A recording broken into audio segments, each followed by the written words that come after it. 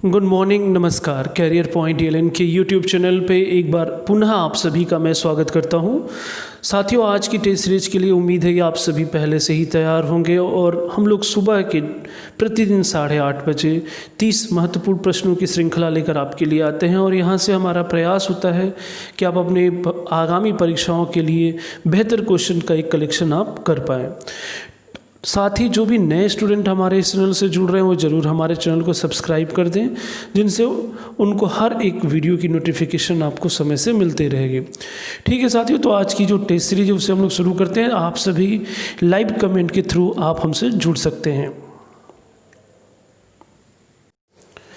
तो आज के टेस्ट का जो पहला प्रश्न है आपके लिए कि प्रसिद्ध चित्रकारी मोनालिसा किसने बनाई है। आपके विकल्प है माइकल एंजेलो, बी ऑप्शन है Leonardo da Vinci, C option है पिकासो या फिर डी ऑप्शन है वान गॉग। आप चारों विकल्पों को देखें और इस क्वेश्चन का जो भी आंसर आपको लगता है आप कमेंट सेक्शन में आके लाइव चैट के थ्रू अपने आंसर को बता सकते हैं। साथियों, इस समय हम लोग अपने इस चैनल पे आपके लिए 2 वीडियो लेके आते हैं, सुबह की एक 8:30 बजे और एक शाम के 8 बजे। 8 बजे शाम के आप देखेंगे एनसीईआरटी पे आधारित हम लोग संविधान के क्वेश्चंस को सॉल्व कर रहे हैं। तो आप ज़रूर हमारे इन दोनों सेशन को ज़रूर ज्वाइन करें, आपको निश्चित तौर पर आपको बहुत ही अच्छे प्रश्न मिलेंगे।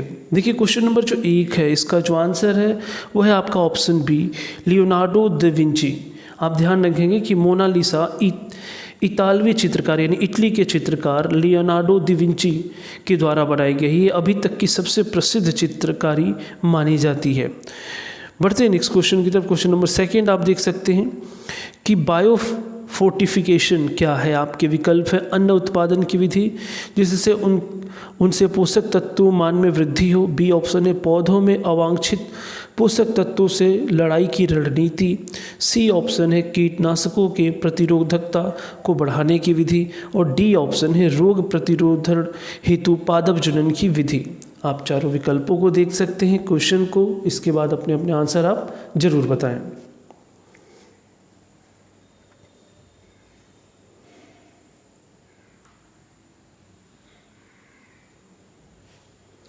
क्वेश्चन नंबर जो 2 है साथियों, इसका जो आंसर है वो है आपका ऑप्शन ए।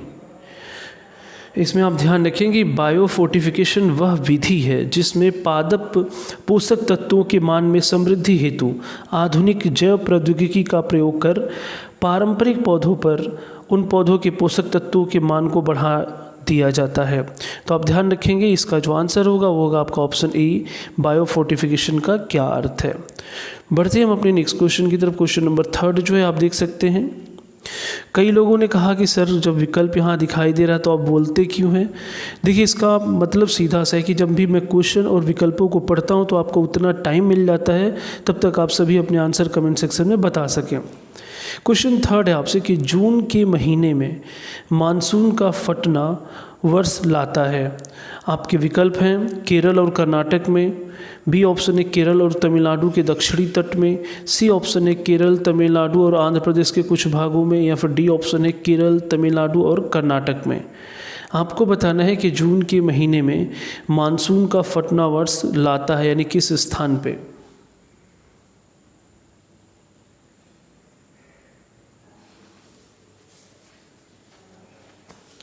यहाँ वर्ष ना हो के बल्कि वर्षा है कि ये वर्षा कहाँ लाता है। आप देख सकते हैं क्वेश्चन नंबर जो 3 है साथियों, इसका जो आंसर है वो है आपका ऑप्शन बी केरल और तमिलनाडु के दक्षिणी तटों में। आप यहाँ ध्यान रखेंगे कि जून के महीने में मानसून के फटने से केरल और तमिलनाडु के दक्षिणी तटों पर वर्षा होती है। भारत के प्रायद्वीपीय आकार के कारण दक्षिण पश्चिमी मानसूनी पवनों का प्रस्फोटन होता है। चूँकि तमिलनाडु तथा केरल के दक्षिणी भाग पर्वतीय ढालों के पवन के अभिमुखीय क्षेत्र में स्थित है, इसलिए यहाँ वर्षा अधिक होती है। तो आप ध्यान रखेंगे क्वेश्चन 3 है, इसका जो आंसर है केरल और तमिलनाडु के दक्षिणी तट में। बढ़ते हैं नेक्स्ट क्वेश्चन की तरफ। क्वेश्चन नंबर 4 आप देख सकते हैं। सुंदरवन या मैंग्रोव वन कहाँ पाए जाते हैं। आपके विकल्प है कच्छ प्रायद्वीप, बी ऑप्शन है पश्चिमी घाट, सी ऑप्शन है कोंकण तट, या फिर डी ऑप्शन है डेल्टाई पश्चिमी बंगाल। आप ध्यान रखेंगे ये जो हम 30 प्रश्न आपके लिए सुबह को लेकर आते हैं, इसमें हर एक विषय से संबंधित आपको भूगोल, इतिहास, संविधान, पर्यावरण सबसे संबंधित प्रश्न होते हैं। कुछ प्रश्न आपको बहुत ही ईजी भी होते हैं और कुछ प्रश्न इसमें टफ भी होते हैं। तो ये एक कॉम्बिनेशन है कि आप एक संपूर्ण टेस्ट दे सकें। क्वेश्चन नंबर जो 4 है साथियों, इसका जो आंसर है वो है आपका ऑप्शन डी, डेल्टाई पश्चिमी बंगाल। आप ध्यान रखेंगे सुंदरवन पश्चिम बंगाल की गंगा डेल्टा क्षेत्र में स्थित है। यहाँ सुंदरी वृक्ष गृह निर्माण एवं नौका निर्माण में प्रयुक्त होता है। बढ़ते हैं नेक्स्ट क्वेश्चन की तरफ। क्वेश्चन नंबर 5 आप देख सकते हैं कि निम्नलिखित में से कौन सा राज्य भारत का प्रथम कार्बन मुक्त राज्य बन गया है। आपके विकल्प हैं ए हिमाचल प्रदेश, बी ऑप्शन है मध्य प्रदेश, सी है उत्तर प्रदेश या फिर डी है महाराष्ट्र।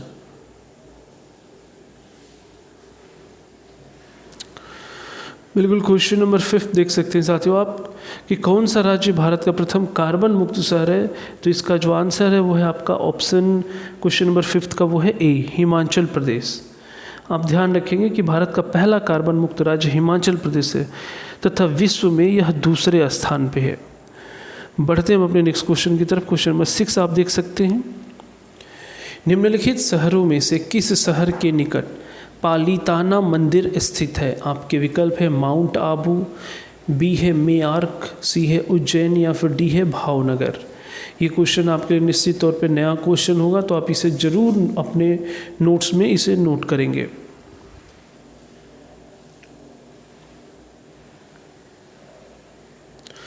क्वेश्चन नंबर जो 6 है, इसका जो आंसर है वो है आपका ऑप्शन डी भावनगर। आप यहाँ ध्यान देंगे पालीताना मंदिर गुजरात के भावनगर में स्थित है। यह एक जैन मंदिर है जो शत्रुंजय पहाड़ी पर स्थित है। यहाँ से संकुजे नदी निकलती है। ये शत्रुंजय पहाड़ी है और यहाँ से जो नदी निकलती है उसका नाम है संकुजे नदी, और एक खंभात की खाड़ी तथा इसके पश्चिम में स्थित है। इन मंदिरों का निर्माण 1311 ईस्वी में हुआ था। आप ध्यान रखेंगे इन मंदिर का निर्माण 1311 ईस्वी में हुआ था। बढ़ते हम अपने नेक्स्ट क्वेश्चन की तरफ। क्वेश्चन नंबर 7 देख सकते हैं आप कि परमाणु विकिरण से मानव शरीर का कौन सा भाग अत्यधिक प्रभावित होता है। आपके विकल्प हैं आँखें, बी ऑप्शन है फेफड़ा, सी ऑप्शन है त्वचा या फिर डी ऑप्शन है अस्थि मज्जा।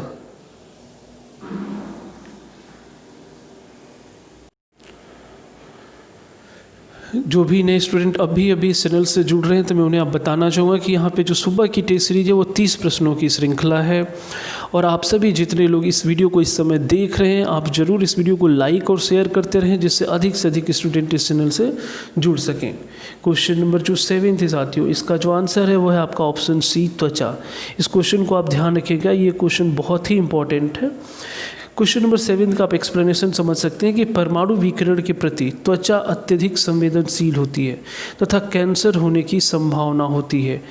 थोड़े समय तक विकिरण के प्रभाव में रहने से शरीर में आप देखेंगे कि छाला, फोड़ा, अल्सर इत्यादि होने की संभावना भी होती है। तो आप ध्यान रखेंगे क्वेश्चन नंबर 7 का जो आंसर है वो है ऑप्शन सी। क्वेश्चन नंबर 8 की तरफ बढ़ते हैं कि ओजोन जिन शक्तिशाली विकिरणों को सोखकर जीवमंडल को सुरक्षा प्रदान करती है उन्हें क्या कहते हैं। आपके विकल्प हैं option A infrared, B option है गामा किरणें, सी है अल्ट्रावायलेट किरणें या फिर डी है एक्स रेज। आपको बताना है कि ओजोन जिन शक्तिशाली विकिरणों को सोखकर जीवमंडल को सुरक्षा प्रदान करती है उन्हें क्या कहते हैं।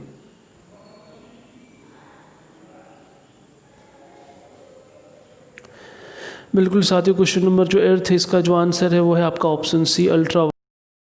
आप यहाँ समझ सकते हैं इसे कि ओजोन जिन शक्तिशाली विकिरणों को सोखकर जीवमंडल को सुरक्षा प्रदान करती है उन्हें पराबैंगनी किरणें या अल्ट्रावायलेट रेज कहते हैं। यहाँ आपसे मैं एक क्वेश्चन और करूँगा, आप कमेंट सेक्शन में इसका आंसर बताएं कि जो ओजोन परत है वो किस मंडल में पाया जाता है। जो ओजोन परत है वो किस मंडल में पाया जाता है, क्षोभ मंडल, समताप मंडल, आयन मंडल या फिर वाह्य मंडल। अगर आपको इसका आंसर पता है तो आप सभी एक बार जरूर कमेंट सेक्शन में बताएं। बिल्कुल आप समझ सकते हैं कि जो ओजोन परत है उसे समताप मंडल के अंतर्गत ही माना जाता है। बढ़ते हैं नेक्स्ट क्वेश्चन की तरफ। क्वेश्चन नंबर 9 देख सकते हैं आप। क्वेश्चन नंबर 9 है कि निम्नलिखित में से कौन बायोस्फीयर रिजर्व या सुरक्षित जीवमंडल नहीं है। आपके विकल्प है मन्नार की खाड़ी, बी ऑप्शन है नीलगिरी, सी ऑप्शन है सुंदरवन या फिर डी ऑप्शन है काजीरंगा। आपको बताना है कि कौन सा बायोस्फीयर रिजर्व सुरक्षित जीवमंडल में नहीं आता है।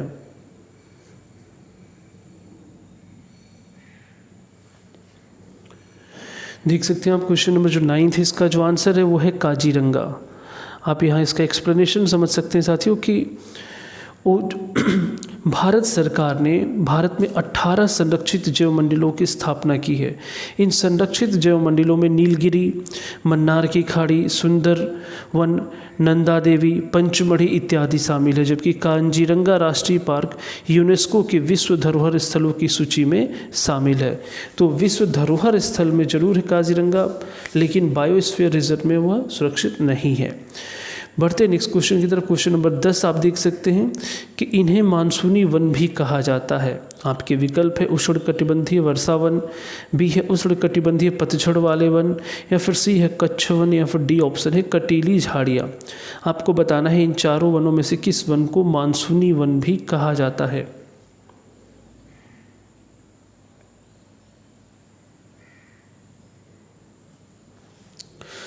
आप देख सकते हैं क्वेश्चन नंबर जो 10 है इसका जो आंसर है वो है आपका ऑप्शन ए। उष्णकटिबंधीय वर्षा वनों को मानसूनी वन भी कहा जाता है। ठीक है साथियों, तो ये आज की जो टेस्ट सीरीज है जिसमें से 1 से लेके आपको 30 नंबर क्वेश्चन तक सॉल्व करने थे, जिसमें हमने अभी तक 1 से लेके 10 नंबर तक क्वेश्चंस को सॉल्व किया। अब इसको एक बार हम लोग रिवाइज कर लेते हैं। तो आप सभी एक बार रिवीजन मोड पे आ जाएं और जल्दी जल्दी से कुछ मिनट के अंदर ही पूरे 10 प्रश्नों के उत्तर को आप बताएंगे। तो आप सभी तैयार हो जाएँ और हम लोग फिर से एक बार रिविज़न के मोड पर आते हैं। क्वेश्चन नंबर 1 आप देख सकते हैं आपके लिए था कि प्रसिद्ध चित्रकारी मोनालिसा किसने बनवाई। आपके विकल्प थे Michelangelo, Leonardo da Vinci, सी था पिकासो, या फिर डी था वान गॉग। और आपने देखा था कि क्वेश्चन नंबर जो 1 है इसका जो आंसर था वो था आपका ऑप्शन बी। नेक्स्ट क्वेश्चन था क्वेश्चन नंबर 2 की बायो फोर्टिफिकेशन क्या है। आपके 4 विकल्प थे कि अन्न उत्पादन की विधि जिसमें उनसे पोषक तत्वों में मानवीय वृद्धि हो, बी था पौधों में अवांछित पोषक तत्वों से लड़ाई की रणनीति, सी था कीटनाशकों के प्रतिरोधकता को बढ़ाने की विधि, या फिर डी था रोग प्रतिरोधन हेतु पादप जनन की वृद्धि। और आपने देखा था कि क्वेश्चन नंबर जो 2 था इसका जो आंसर था वो था आपका ऑप्शन ए। नेक्स्ट क्वेश्चन था क्वेश्चन नंबर 3 आपके कि जून के महीने में मानसून का फटना वर्षा लाता है। आपको बताना था किस स्थल पे। आपके 4 विकल्प थे केरल और कर्नाटक, केरल तमिलनाडु के दक्षिणी तट, केरल तमिलनाडु आंध्र प्रदेश के कुछ भाग, या फिर केरल तमिलनाडु और कर्नाटक। और क्वेश्चन नंबर जो 3 था इसका आंसर था आपके लिए ऑप्शन बी, केरल तमिलनाडु के दक्षिणी तटों पे। क्वेश्चन नंबर 4 था आपके लिए कि सुंदर वन या मैंग्रोव वन कहाँ पाए जाते हैं। आपके विकल्प थे कच्छ प्रायद्वीप, पश्चिमी घाट, कोंकण तट, या फिर डेल्टाई पश्चिमी बंगाल। और आपने देखा था क्वेश्चन नंबर 4 का जो आंसर था वो है ऑप्शन डी। नेक्स्ट क्वेश्चन था आपके लिए 5 कि निम्न में से कौन सा राज्य भारत का प्रथम कार्बन मुक्त राज्य बन गया है। और आपके विकल्प थे हिमाचल प्रदेश, मध्य प्रदेश, उत्तर प्रदेश, या फिर महाराष्ट्र। और इस क्वेश्चन का 5th का जो आंसर था वो था option A, Himachal Pradesh. Question number 6 आपके लिए था कि निम्नलिखित शहरों में से किस शहर के निकट पालिताना मंदिर स्थित है। आपके विकल्प थे माउंट आबू, मेयार्क, उज्जैन, या फिर डी था भावनगर। और क्वेश्चन नंबर 6 का जो आंसर था वो था option D, Bhavnagar. Question number 7 जो था आपके लिए कि परमाणु विकिरण से मानव शरीर का कौन सा भाग अत्यधिक प्रभावित होता है। आपके विकल्प थे आंखें, फेफड़ा, त्वचा, या फिर डी ऑप्शन था अस्थि मज्जा। और इसका जो आंसर था वो था आपका ऑप्शन सी कि त्वचा सबसे ज़्यादा प्रभावित होती हैं।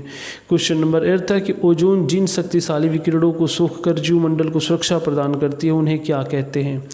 आपके विकल्प थे infrared, gamma rays, ultraviolet rays, या फिर एक्स रेज। और क्वेश्चन नंबर जो 8 था साथियों इसका जो आंसर था वो था आपका ऑप्शन सी। नेक्स्ट क्वेश्चन था आपके लिए कि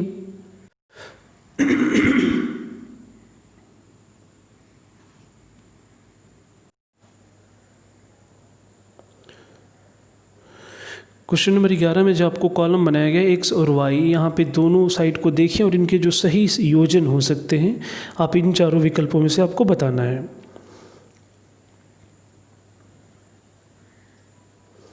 यह इस क्वेश्चन नंबर 11 का जो आंसर है वो है आपका ऑप्शन डी, इनमें से कोई नहीं, यानी इनमें से कोई भी सही सुमेलित नहीं है।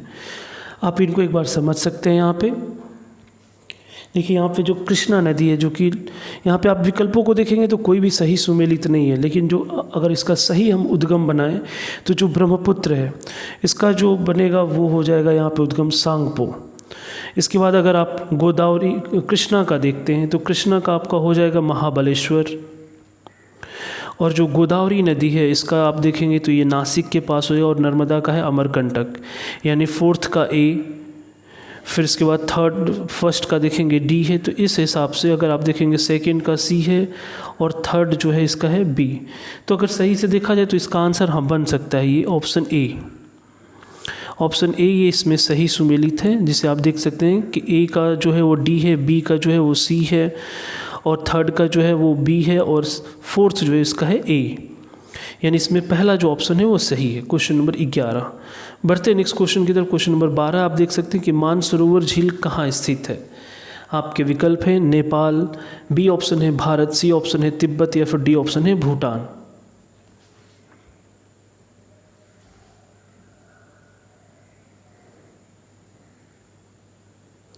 क्वेश्चन नंबर जो 12 है साथियों, इसका जो आंसर है वो है आपका ऑप्शन सी तिब्बत। मानसरोवर झील जो है वो तिब्बत के निकट से वहाँ पे स्थित है। नेक्स्ट क्वेश्चन की तरफ बढ़ते हैं हम। क्वेश्चन नंबर 13 आप देख सकते हैं कि पादप और जंतु आपस में कैसे भिन्न हैं। आपके विकल्प है प्रचलन, बी ऑप्शन है उपापचय, सी ऑप्शन है स्थानीय वृद्धि, या फिर डी ऑप्शन है अपचय।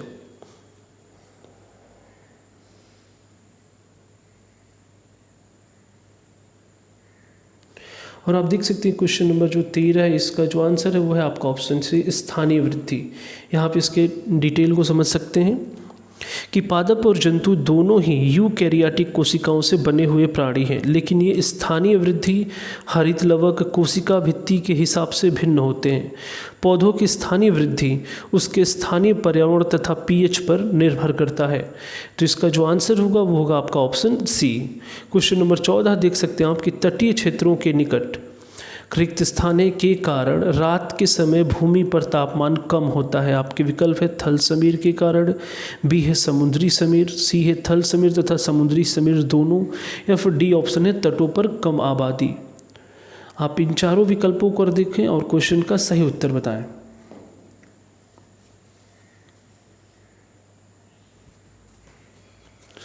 देख सकते हैं आप क्वेश्चन नंबर जो 14 है साथियों, इसका जो आंसर है वो है आपका ऑप्शन ए थल समीर। यहाँ ध्यान रखेंगे कि तटीय क्षेत्रों के निकट थल समीर का तापमान कम हो जाता है, स्थलीय समीर रात को बनता है। रात में जल की अपेक्षा स्थल जल्दी ठंडा हो जाता है, अतः समुद्र पर निम्न दाब या धरातल पर उच्च दाब बन जाता है। इसके कारण हवाएं स्थल से समुद्र की ओर चलने लगती हैं।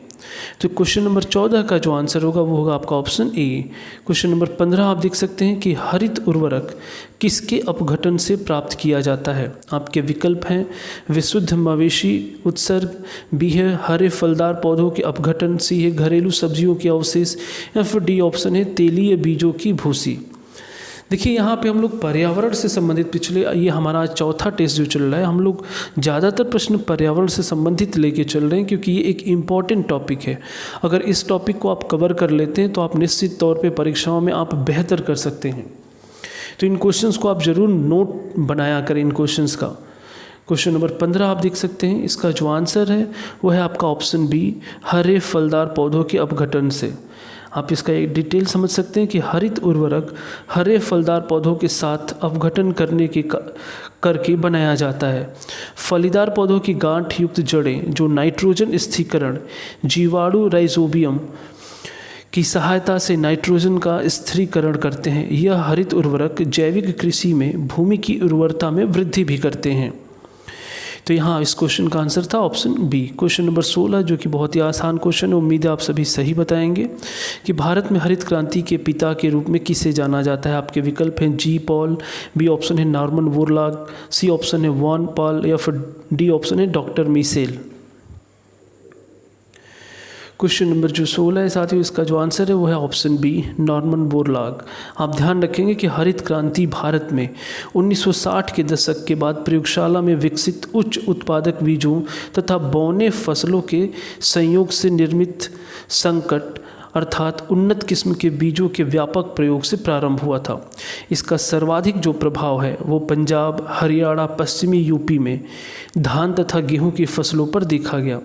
इन बीजों के विकास के लिए 1970 में नॉर्मन बोरलॉग को नोबेल पुरस्कार मिला। वैसे ही भारत में हरित क्रांति के जो जनक माने जाते हैं वो MS स्वामीनाथन माने जाते हैं। उम्मीद है इसके एक्सप्लेन को भी आप ध्यान से समझे होंगे। क्वेश्चन नंबर 17 की तरफ बढ़ते हैं, जिसे आप बहुत ध्यान से देखेंगे कि दक्षिण पूर्वी व्यापारिक हवाएं बारिश के मौसम में भारतीय उपमहाद्वीप से किसके कारण आकर्षित होती हैं। आपके विकल्प है ऑप्शन ए, भूमध्य रेखा पर चक्रवात के बनने से, बी है पूर्वी हवाओं के प्रभाव से, सी ऑप्शन है उत्तर पूर्वी व्यापारिक हवाओं के प्रभाव से, या फिर डी ऑप्शन है उत्तर पश्चिम भारत में कम वायु दाब के होने से।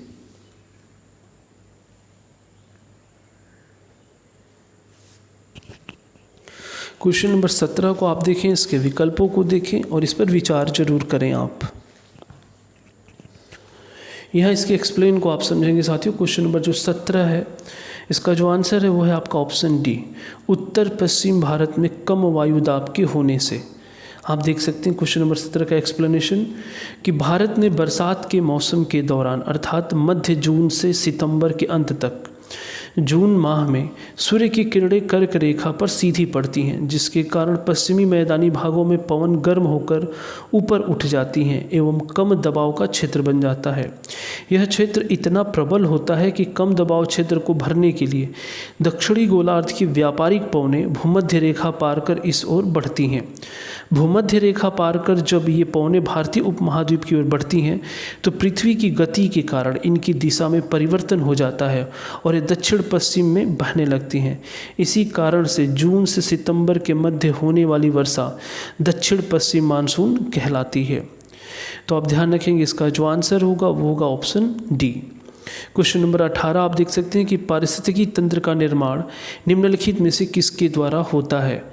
आप चारों विकल्पों को देख सकते हैं कि एक जीवंत समुदाय और उसका पर्यावरण, किसी क्षेत्र के सभी पौधे तथा जंतु, सी ऑप्शन है किसी क्षेत्र को मांसाहारी तथा शाकाहारी, या फिर डी ऑप्शन है किसी विशेष क्षेत्र के उत्पादक, उपभोक्ता तथा अपघटक। आपको बताना है कि पारिस्थितिकी तंत्र का निर्माण निम्नलिखित में से किसके द्वारा होता है।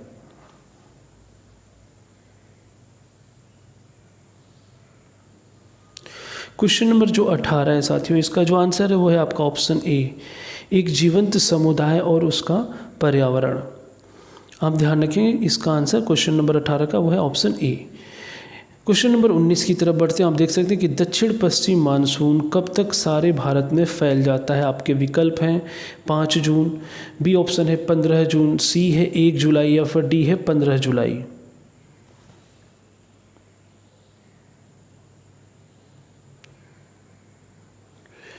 क्वेश्चन नंबर जो 19 से साथियों, इसका जो आंसर है वो है आपका ऑप्शन डी 15 जुलाई।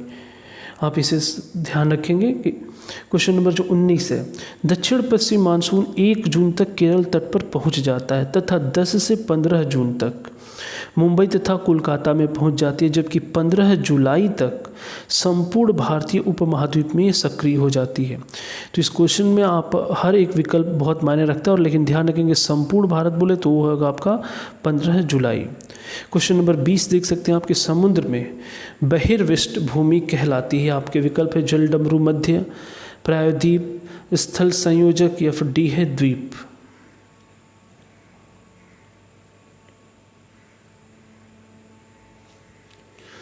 आप इसके एक्सप्लेन से ही इस क्वेश्चन को समझ भी पाएंगे। देखिए क्वेश्चन नंबर जो 20 है, इसका जो आंसर है वो है ऑप्शन बी, प्रायद्वीप।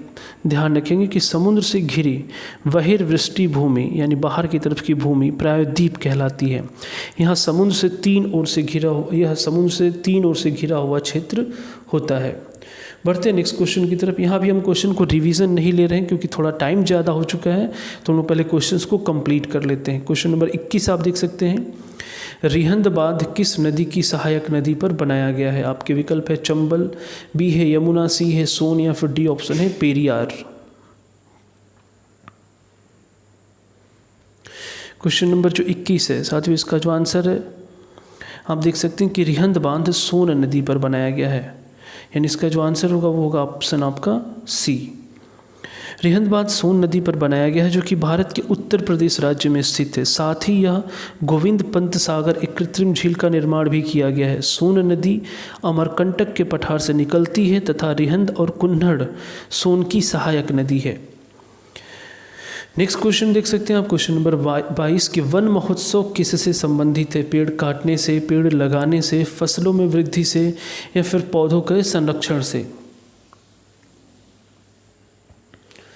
ये सारे प्रश्न जो हैं आप देखेंगे कि सब ट्रेंडिंग क्वेश्चन है जो कि एग्जामों में बार बार पूछे जाते हैं, तो हमारा प्रयास है कि ऐसे प्रश्नों की ही आपकी तैयारी बेहतर कराए। क्वेश्चन नंबर 22 का जो आंसर है साथियों वो है ऑप्शन डी, पौधों का संरक्षण। नेक्स्ट क्वेश्चन देख सकते हैं आप, क्वेश्चन नंबर 23 कि शिक्षा का अधिकार अधिनियम कब लागू किया गया? आपके 4 विकल्प है 15 मार्च 2010, 1 अप्रैल 2010, 17 जुलाई 2010 या फिर 10 अक्टूबर 2010। क्वेश्चन नंबर 23 जो है आपको इसका आंसर बताना है। देख सकते हैं आप क्वेश्चन नंबर जो 23 है इसका जो आंसर है साथियों वो है आपका आंसर बी, 1 अप्रैल 2010। जो शिक्षा का अधिकार अधिनियम है ये वर्ष 2009 के अधिनियम से आया, लेकिन 1 अप्रैल 2010 को ये लागू किया गया। इसके अनुसार 6 से 14 वर्ष तक की आयु के जो भी बच्चे हैं उन्हें अनिवार्य एवं निःशुल्क शिक्षा दी जाएगी।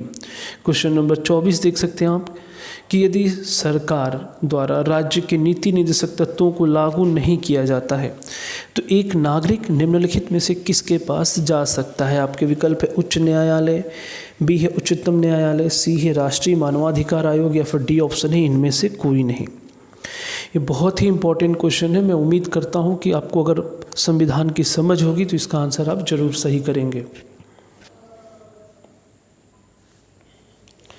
देख सकते हैं आप क्वेश्चन नंबर जो 24 है साथियों इसका जो आंसर है वो है ऑप्शन डी, इनमें से कोई नहीं।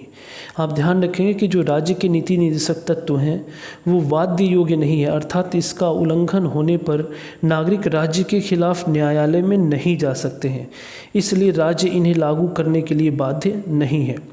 अतः इन्हें लागू करना राज्य का नैतिक दायित्व है और इसके पीछे लोकप्रिय मत, जनता द्वारा आलोचना अप्रत्यक्ष रूप से कार्य करती है। नेक्स्ट क्वेश्चन की तरफ बढ़ते हैं।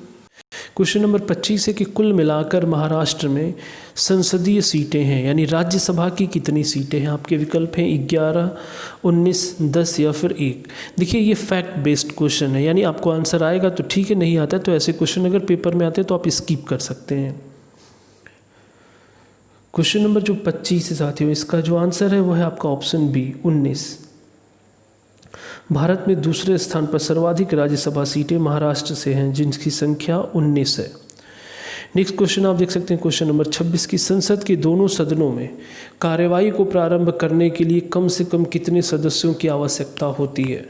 आपके विकल्प हैं कुल सदस्यों का 1/5 या फिर 1/6, 1/7 या फिर 1/10। आप इसे देखेंगे संविधान की शब्दावली में इसे गणपूर्ति भी कहा जाता है। क्वेश्चन नंबर जो 26 है साथियों इसका जो आंसर है वो है आपका ऑप्शन डी, कुल सदस्यों का 1/10। बढ़ते हैं नेक्स्ट क्वेश्चन की तरफ। क्वेश्चन नंबर 27 आप देख सकते हैं कि निम्न में से किस अधिकार को मूल अधिकारों से हटाकर एक विधिक अधिकार में बना दिया गया? इसे हम लोग पिछले शाम के वीडियो में भी इस क्वेश्चन को सॉल्व किए हैं। आपके विकल्प हैं जीवन और निजता का अधिकार, संपत्ति का अधिकार, शिक्षा का अधिकार या फिर धर्म की स्वतंत्रता का अधिकार। बिल्कुल क्वेश्चन नंबर जो 27 है इसका जो आंसर है वो है आपका ऑप्शन बी, संपत्ति का अधिकार। आपको पता होगा कि ये 44वें संविधान संशोधन 1978 से संपत्ति के अधिकार को मूल अधिकारों से हटाकर इन्हें भारतीय संविधान के भाग 12 के अनुच्छेद 300A में शामिल किया गया है। नेक्स्ट क्वेश्चन है क्वेश्चन नंबर 28 देख सकते हैं कि भारतीय संविधान में शामिल किस मूल अधिकार के द्वारा अस्पृश्यता के उन्मूलन का उल्लेख है? यहाँ पे आपके विकल्प है स्वतंत्रता एवं निजता का अधिकार, धर्म की स्वतंत्रता का अधिकार, समता का अधिकार या फिर संस्कृति एवं शिक्षा का अधिकार। आपको बताना है कि जो स्पृश्यता का उन्मूलन यानी आर्टिकल 17 है वो निम्न दिए गए किस अधिकार के अंतर्गत माना जाता है।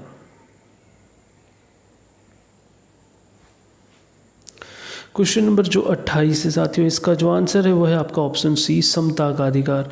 आप देखेंगे समानता या समता के अधिकार जो है वो है आर्टिकल 14 से 18 और इसी में आर्टिकल 17 आ जाता है। नेक्स्ट क्वेश्चन आप देख सकते हैं क्वेश्चन नंबर 29 जो है कि पर्यावरण शिक्षा से संबंधित अवधारणाएं बहुतायत में इन पाठ्य पुस्तकों में पाई जाती हैं। आपके विकल्प है जीव विज्ञान एवं रसायन विज्ञान, भौतिकी एवं भूगोल, अर्थशास्त्र एवं सामाजिक शास्त्र या फिर डी ऑप्शन है उपरोक्त सभी। आपसे पूछा गया क्वेश्चन कि पर्यावरण शिक्षा से संबंधित अवधारणाएं ज़्यादातर किन पाठ्य पुस्तकों में पाई जाती हैं, और इसका जो आंसर होगा वो होगा आपका ऑप्शन डी उपरोक्त सभी, क्योंकि अब आजकल सभी पुस्तकों में इनका उल्लेख जरूर मिलता है। आज की टेस्ट सीरीज का जो लास्ट क्वेश्चन है आप देख सकते हैं क्वेश्चन नंबर 30 कि निम्नलिखित को सुमेलित कीजिए। आपके दिए गए हैं कोठारी आयोग, बेसिक शिक्षा या फिर पर्यावरण शिक्षा से संबंधित। इन तीनों विकल्प आप चारों विकल्पों को देख सकते हैं और इसमें सही सुमेलित आप बताएं।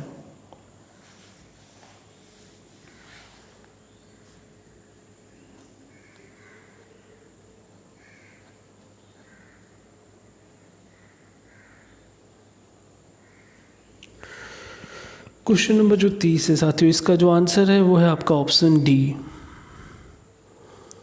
ऑप्शन डी दिया है यहाँ पे आप ध्यान रखेंगे जो कोठारी आयोग, बेसिक आयोग और पर्यावरण शिक्षा जो दिया हुआ है, तो यहाँ जो बी है इसका आंसर तो आपका थर्ड है 1937। एक बार इसको